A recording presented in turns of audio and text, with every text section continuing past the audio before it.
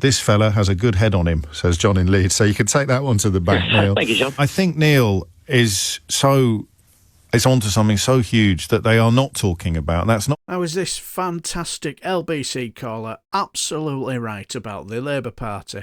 Now, that caller's name was Neal, and he rung in on the Friday the 28th of March 2025, where James was talking about these welfare cuts, and he was basically asking, who are the Labour Party government trying to appeal to? I've worked in the welfare to work sector for the last 10 years or so. Okay. As a freelance trainer, mental health coach, and so on. Right. Over the last 5 years, so pandemic onwards, biggest clients I worked with were people struck down by COVID anxiety. They were either people in their over 50s who've lost a job they've done for 30-odd years and have no idea how to get back in.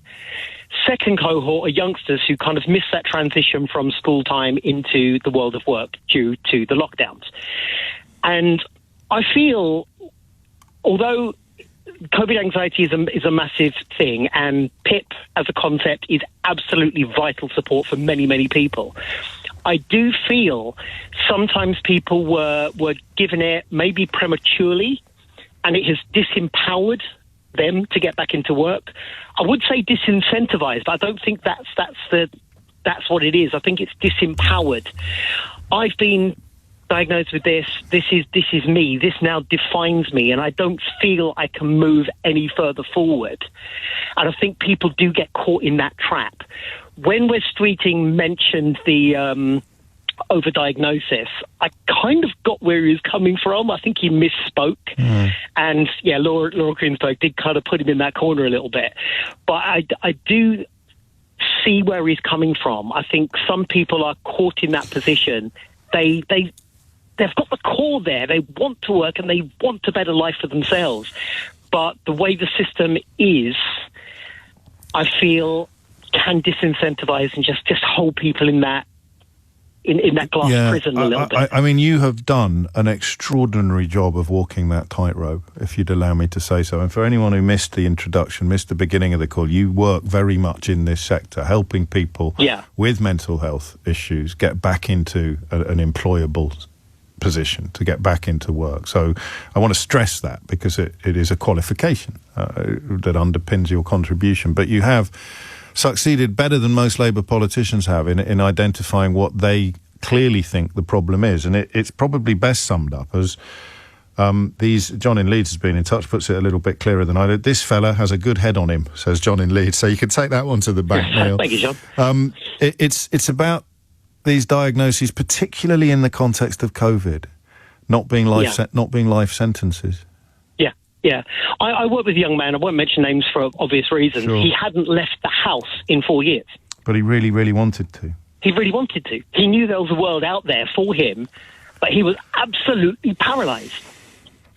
So I can sit here and nod, stroke my beard and think, thank God for Neal, but I can't really continue on that path when I remember the £5 billion worth of cuts that are coming. Who does that help? How does that help any of the people you're describing? Another thing I've seen in the welfare to work section is the waste. Yes. I've seen laptops bought for job seekers because they don't have a laptop at home. They've gone uncollected, and then they've stayed on the shelf. They can't be reallocated because it came out of that particular person's budget. So the job coach had to buy a new one. I went into a particular job centre. I'm not going to mention it for obvious reasons. Yes. I saw 42 brand new laptops boxed up on the shelves that could not be reallocated, that came out of the DWP budget.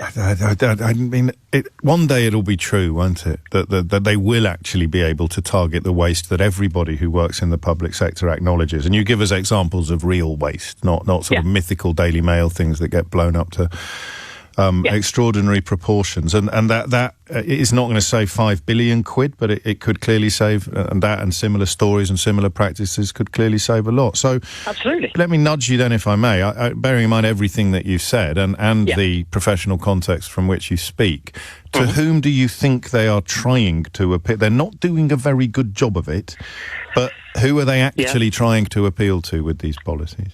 The messaging isn't great, but I do feel it is their core voters, the strivers, the people who want to work, the people who want to make their lives better.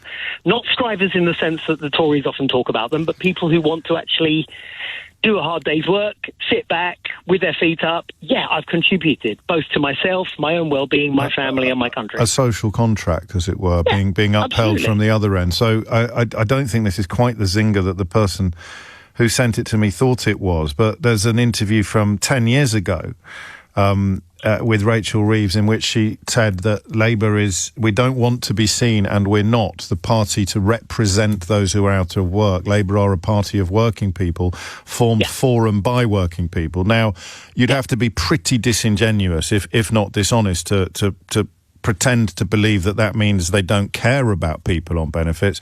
They just don't want to be perceived as a party that cares only about people on benefits. Exactly. Absolutely. And that is what they're trying to do, for good or for ill. They're saying, look, we care about everybody else as well. And if the pensioners are going to take a hit on winter fuel allowance, then some of the people making these kinds of claims are going to have to take a hit as well, just as everybody is taking a hit on the cost of living. The polemic nature of social media, of discourse in general, you've got to be one way or the other. You can't be that nuanced balance in the middle.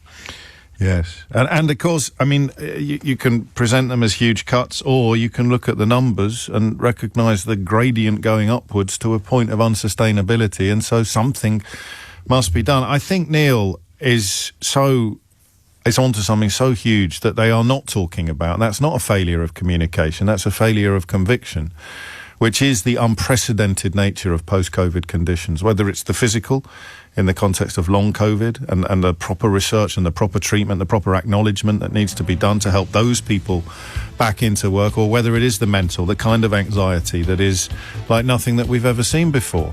They used to shoot deserters in the First World War for cowardice and treachery if they fled the front line. And they fled the front line because they were having nervous breakdowns, shell shock, an inability to do the simplest tasks because their mental health was absolutely shot to pieces by the trauma of what they had experienced. And so that is a large part of the reason why these numbers have ballooned, specifically in the last 3 or 4 years. But I'm not hearing enough from any of these people in government about how they're going to help and address those very particular and specific people and problems.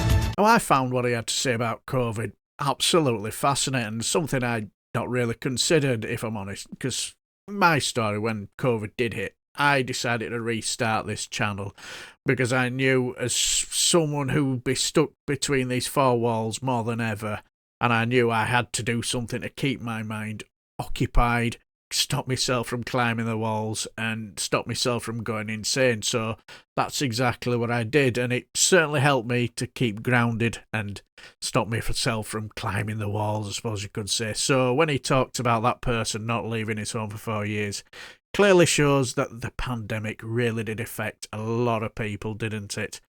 But what he said about who these policies are appealing to was very interesting, saying they're appealing to their core voters. I found that fascinating because this policy doesn't seem to be appealing to me.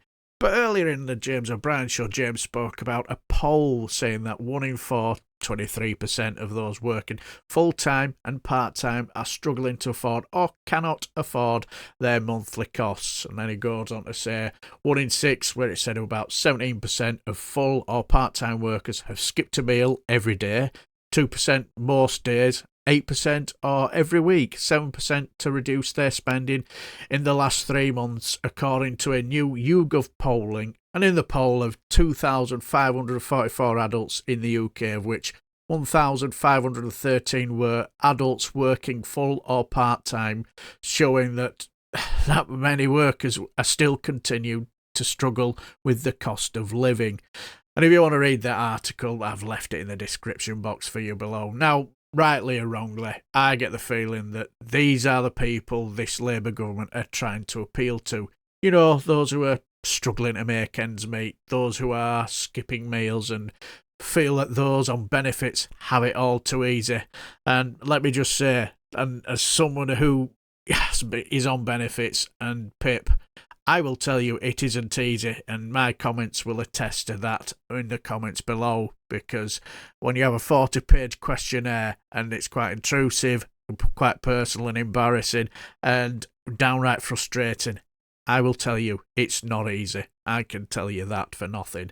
Now, before anyone tries to say that I'm trying to defend this government on welfare reforms, I'm not. I'm just doing this video because I'm just trying to work out why they're actually doing this, and I'm wondering if these are the people who this government are trying to appeal to. Maybe the working poor, I don't know. Also, is this caller right about the Labour Party appealing to its core voters? Again, I don't know, but what do you guys think? Let me know down below, and if you enjoy everything, House of Commons, Select Committee meetings, as well as anything political, please give us a like and subscribe, and I shall bid you farewell and take care, my friends.